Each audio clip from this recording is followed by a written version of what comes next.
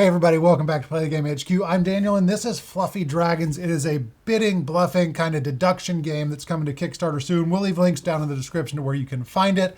It is a really fun, it's a good, I'd say family weight, still fun for adults, but really accessible family weight introduction to that bluffing kind of bidding genre of games.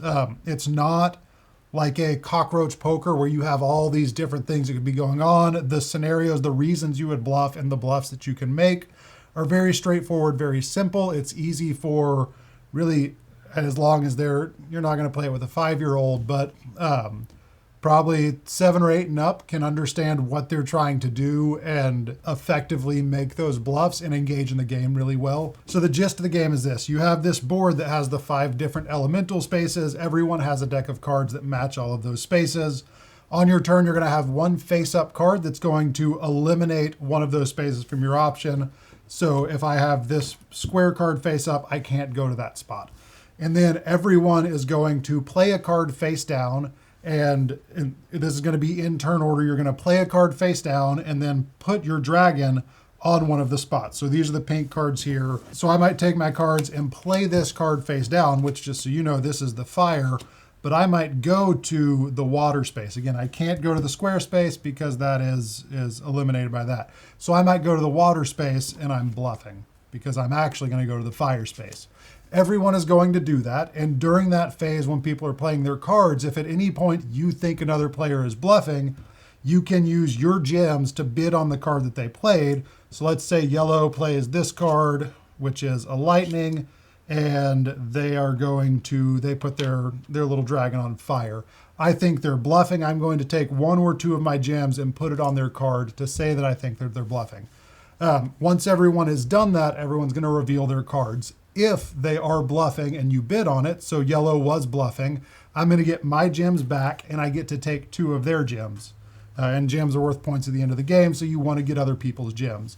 If yellow wasn't bluffing, then they would have gotten to keep the gems that I bid on them thinking they were bluffing. So everyone's going to go around. They're going to reveal where they went. You're going to resolve all of the bids and the bluffs, and then everyone is going to end up on the space where their card actually was. So yellow will be over here on lightning, and let's just say that white is on wind, and maybe the blue dragon was also on wind, and then red is over here on lightning as well. After you have resolved the bidding and the bluffing part of it, and everyone is at the space that they actually played their card to go to, you're going to resolve the clash phase. And this is really the most important part of deciding where you're going to go is figuring out where people are going to be during the clash phase. So on the clash phase, you are going to clash with all the other dragons, and essentially you're going to beat any dragons in the 2 spaces in front of you clockwise. So pink, my dragon, does not beat anybody because there's no one in these spaces.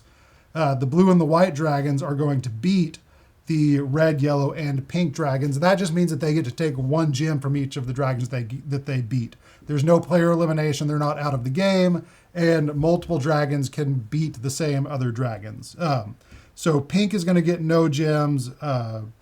Red and yellow are going to get 1 gem each, and then white and blue are going to get 3 gems because they beat all 3 of these dragons.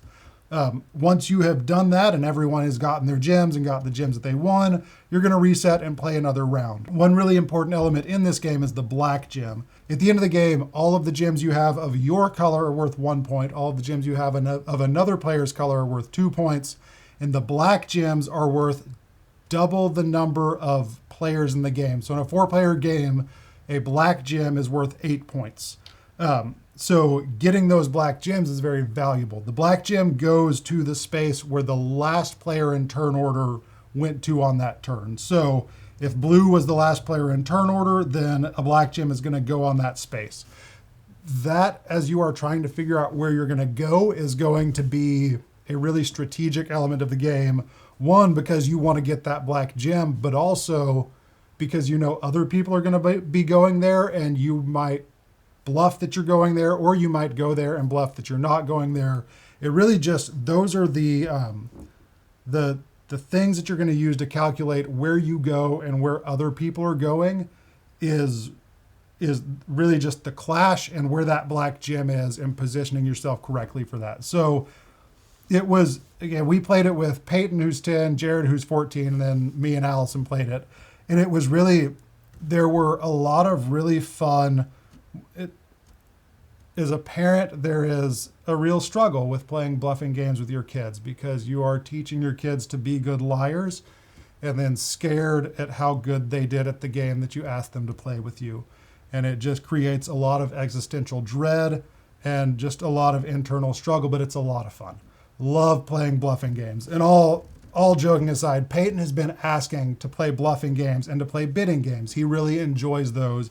And this was a great fit for that because it wasn't so complicated that, like a game like Cockroach Poker, something like that, where the adults are going to have a leg up because there's so many different calculations going on and how you're going to bid.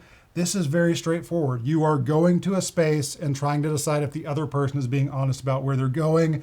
And there's only a couple of reasons that someone would go somewhere. So the kids were able to really pick up on why they would bluff about where they're going and also why they would want to go to different spaces. It was a very, once everyone had a handle on the rules and had a handle on clockwise versus counterclockwise and how the clash worked and all of that, there was some confusion because it is a small board. It's easy to kind of get a little confused on that, on which spaces clash with other spaces. But we all picked it up really fast, and there was one round in one of the games that we played that everyone ended up on. I think there was a black gem here, and all of us ended up there on the fire space because we all thought that everyone else was going to go to the space with the black gem and get that. And no one did. Everyone bluffed everybody else and completely misread the situation. No one ended up getting the black gem. Everyone gave up that to try and clash with all of the other players and call their bluff. It was just, it created a lot of those fun situations. And again, as an introductory bluffing game, I think it was a really good fit. If you're looking for those, just that genre, it's a lot of fun. It's a super simple rule set. It's a really cute game. It's cute little dragons. Kids are gonna like it.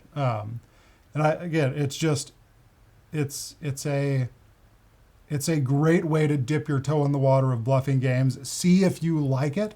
Some people just don't like bluffing. Some people aren't good at. I don't like high level bluffing games because I'm not good at it. But this was a lot of fun. I really enjoyed this because I didn't feel like I was having to. The bluffs weren't complicated. They weren't complex, and they weren't it wasn't this big convoluted web of like, why would I do that versus that? Super straightforward, a lot of fun, really simple rules, very accessible for the families, and the artwork is adorable. Again, this is Fluffy Dragons. It's coming to Kickstarter soon. We'll leave links below where you can find all of that. If you do have any questions, leave me a comment. If I can't answer it, I'll send it along to the designer and make sure he gets over here to answer it for you. Thank you so much for watching. We'll see you later. Bye.